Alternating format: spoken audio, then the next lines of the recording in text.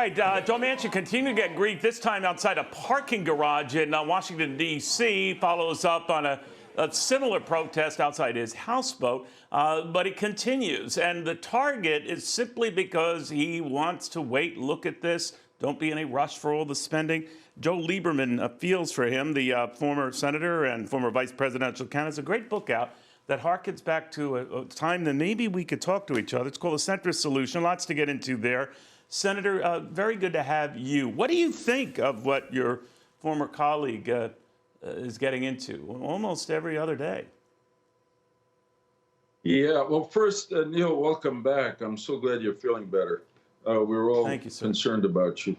I would say that I feel Joe Manchin's pain because I've been there a few times. But, you know, I know Joe, and I know his record. He's just doing what he's always done. He is a centrist. He may be more liberal on some things, conservative on others, but he's always moving to the center to try to bring different opinions together to get something done. And that's exactly what the government in Washington needs now, instead of all the catcalling and attack and counterattack. I think Joe Manchin has single-handedly saved the republic from the adoption of some legislation that will cost taxpayers a lot and probably increase the debt. Hasn't been ill-considered. I mean, that social service entitlement, the second bill being considered in the House now. And incidentally, although the Democrats don't seem to appreciate it, I think Joe Manchin has saved the Democratic Party from a political disaster if that bill is adopted, because as we saw in Virginia, to some extent in New Jersey, people got the message that those programs sounded good. Somebody was going to have to pay for them, and it was going to be the taxpayers. You know, it's interesting, and I want to get into your book a little bit because you talk about a centrist not necessarily being a matter of liberal or conservative, but there are bigger issues for your party or your former party to deal with right now, and no less than James Carville kind of capped it this way on what bedevils Democrats. Take a look at this. Defund the police, lunacy to take Abraham Lincoln's name off of schools. I mean, that people see that. And it's just really have a suppressive effect all across the country. The Democrats, some of these people need to go to a woke detox center or something. I mean, they're expressing a language that people just don't use.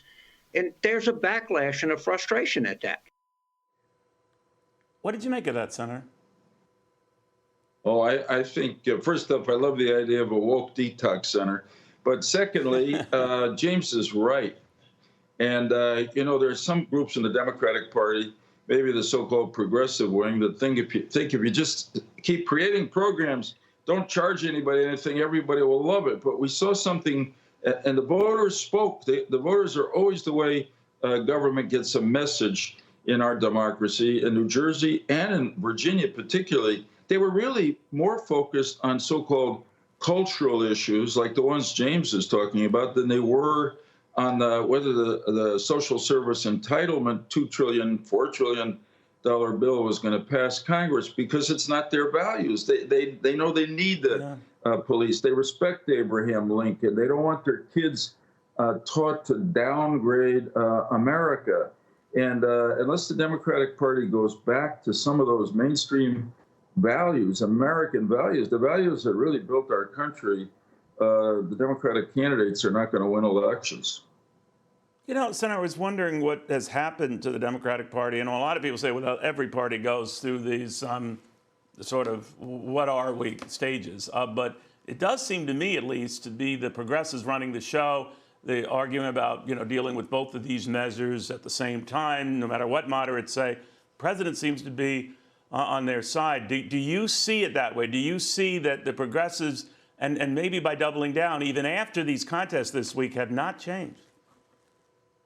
Yeah, I think the progressives, particularly in the House, but also in the Senate, have more influence in the Democratic Party, and unfortunately, apparently, with the Biden White House than their numbers entitle them to.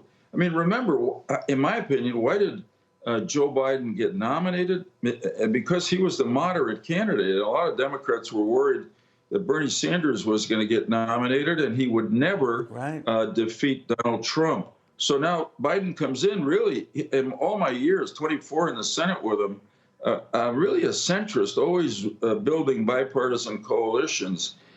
And he beat Trump for that reason, because they were looking for somebody who would be calmer and try to bring people together. The country is hungering for unity. And then the left in the Democratic Party began to demand and pull the White House in that direction. But there's some history to this, right? I mean, if you think about it, Joe, there's a lot of history to this. You bring up in the book, it's a fascinating book. I urge a lot of people to read it because there's actually a lot of great dirt in there. Yeah. But in the centrist solution, you talk about back in 2008, when John McCain was very seriously entertaining you as his running mate. As you know, he later picked Sarah Palin. The rest is history. But that Karl Rove played a key role in trying to push you out of the notion of joining the ticket. What happened then? Could you explain that? Yeah, I mean, first off, you got to give McCain credit, because when he told me he wanted to vet me and seriously consider me for vice president, I said, John, I love you. You're one of my best friends ever, but there's a problem here. What's that? He said. I said, you're a Republican, I'm a Democrat. Well, that's the point. He yells at me. The country needs, and I think wants, he said, a bipartisan ticket. They're sick of the partisanship.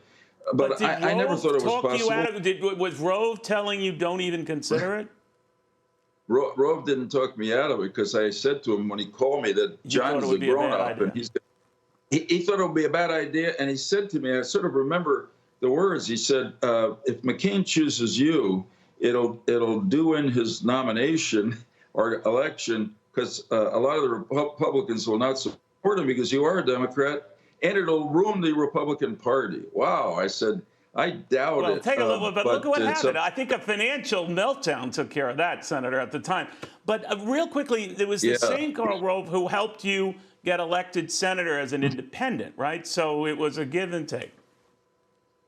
Yeah, it was strange. I mean, he called me on primary day in 2006. I was about to lose the primary to an anti-Iraq war candidate who campaigned against me only on that basis. And Rove called me and said, the boss, President Bush, really appreciates your support for staying in until we could win something in Iraq, win a victory, stabilize it. So if you run as an independent, we're going to help you all we can. I was shocked. I thanked him. I hung up. I had no idea what they were thinking about, but they did. And boy, that's real centrism and bipartisanship. Exactly. It really speaks a lot about the good person, George Bush.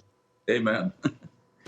And you took a gutsy move there. The Centrist Solution is the book. I highly recommend it because there is some funny and intriguing dirt in there. Of course, the senator is not one to quote just revelations, but it's very good stuff. And it reminds you and harkens back to a time we could kind of talk to each other. There's a concept. Not so Joe long Lieberman, ago, thank you. And they could not do it so again. long ago. Yeah, I hear you. Could do it again, Senator. if they...